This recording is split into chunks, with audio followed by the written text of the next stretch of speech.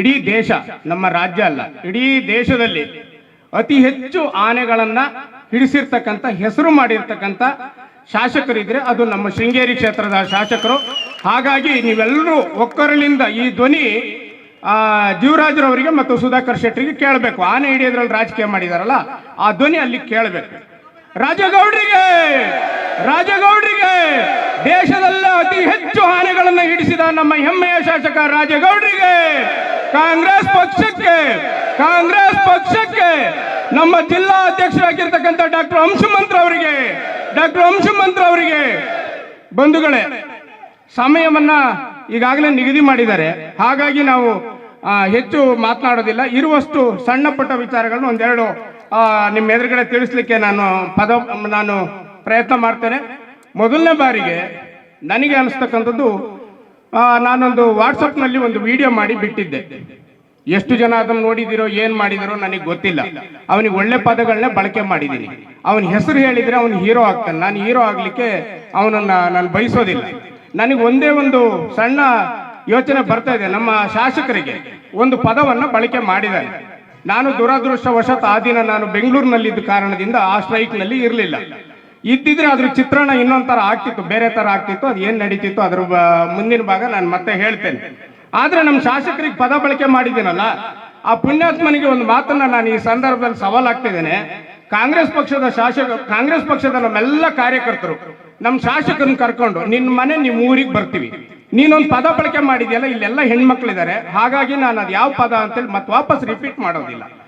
ನೀನು ನಿನ್ನ ತಂದೆಗೆ ನೀನು ಸರಿಯಾಗಿ ಹುಟ್ಟಿದ್ರೆ ನೀನು ಶಾಸಕರನ್ನ ಕರ್ಕೊಂಡು ನಿನ್ನ ಮನೆ ಬಾಗ್ಲಿಗೆ ಬರ್ತೀವಿ. ನೀನು ಆ ಪದ ಬಳಕೆ ಮಾಡಿದ್ಯಲ್ಲ, ಅದು ಏನು ಅನ್ನೋದನ್ನ ನಾವು ಶೋ ಮಾಡ್ತೀವಿ.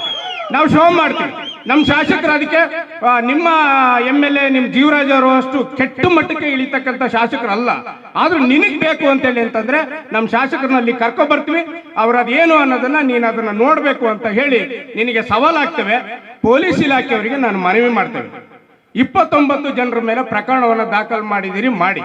ಅವರು ಕಲ್ಲು ಹೊಡೆದಿರ್ತಕ್ಕಂಥ ತಪ್ಪಿದೆ, ಮತ್ತೆ ಆ ಹೆಣ್ಮಗಳಿಗೆ ಪೆಟ್ಟು ಬಿದ್ದಿದೆ. ನೀವು ಸುಮೋಟೋ ಕೇಸನ್ನ ದಾಖಲು ಮಾಡ್ಕೊಂಡಿದ್ದೀರಿ.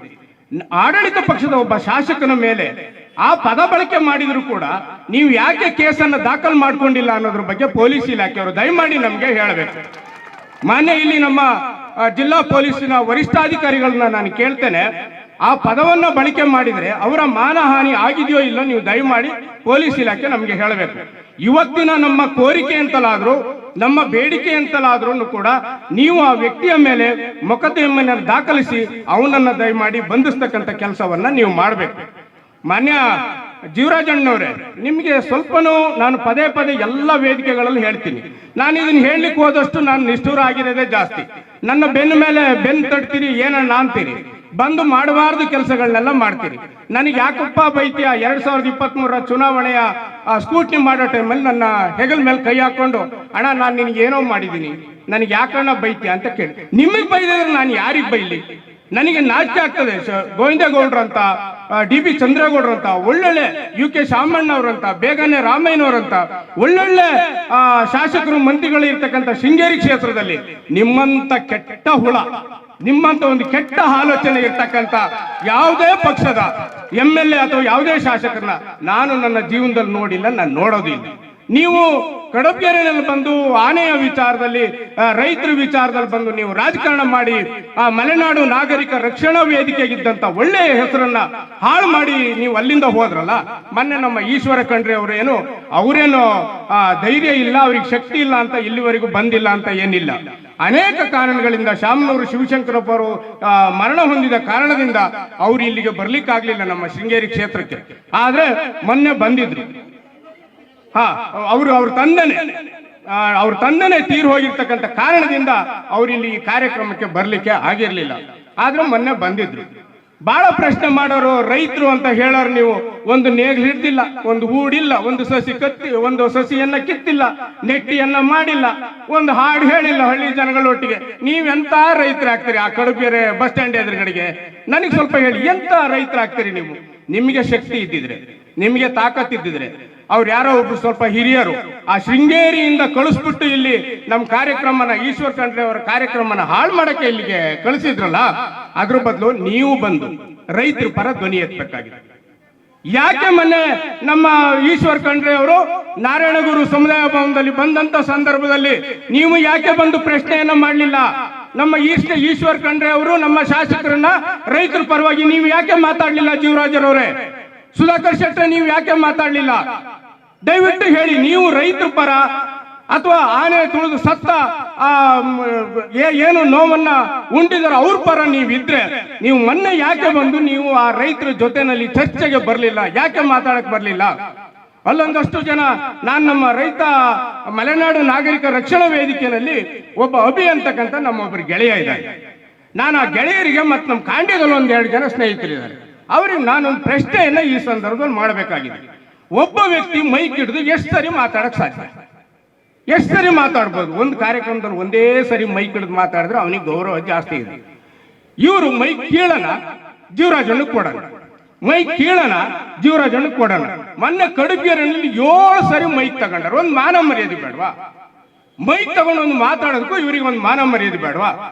ನೀವು ರಾಜಕೀಯ ಮಾಡಿ, ನೀವು ಮಾಡ್ತಕ್ಕಂಥ ಎಲ್ಲ ವಿಚಾರಗಳು ಗೊತ್ತಿದಾವೆ ನೋಡಿ. ಹಿಂದೆ ನಮ್ಮ ಈ ಆಂಜನೇಯ ಅವನು ರಾಮನ ಮೇಲೆ ನಿನಗೆ ಎಷ್ಟು ಭಕ್ತಿ ಇದೆಯಪ್ಪ ಅಂತೇಳಿ ಕೇಳಿದಾಗ ಎಷ್ಟು ಭಕ್ತಿ ಇದೆ ಅಂತೇಳಿ ಅವನು ಬಾಯಿಂದ ಹೇಳಲಿಲ್ಲ. ಅದ್ರ ಬದಲಿಗೆ ಎದೆಯನ್ನ ಬಗೆದು ತೋರಿಸಿದಾಗ ಅಲ್ಲಿ ಶ್ರೀರಾಮಚಂದ್ರ ಕಾಣ್ತಾನೆ. ಎದೆಯನ್ನ ಬಗೆದು ತೋರಿಸಿದಾಗ ಈ ಸುಧಾಕರ್ ಶೆಟ್ಟರ್ದು, ಈ ಜೀವರಾಜಣ್ಣ ಅವರ ಎದೆಯನ್ನ ನೀವು ಬಗೆದು ಬಿಟ್ರೆ ವಿಧಾನಸೌಧದ ಕುರ್ಚಿ ಕೂತಿದೆ ಅಲ್ಲಿ.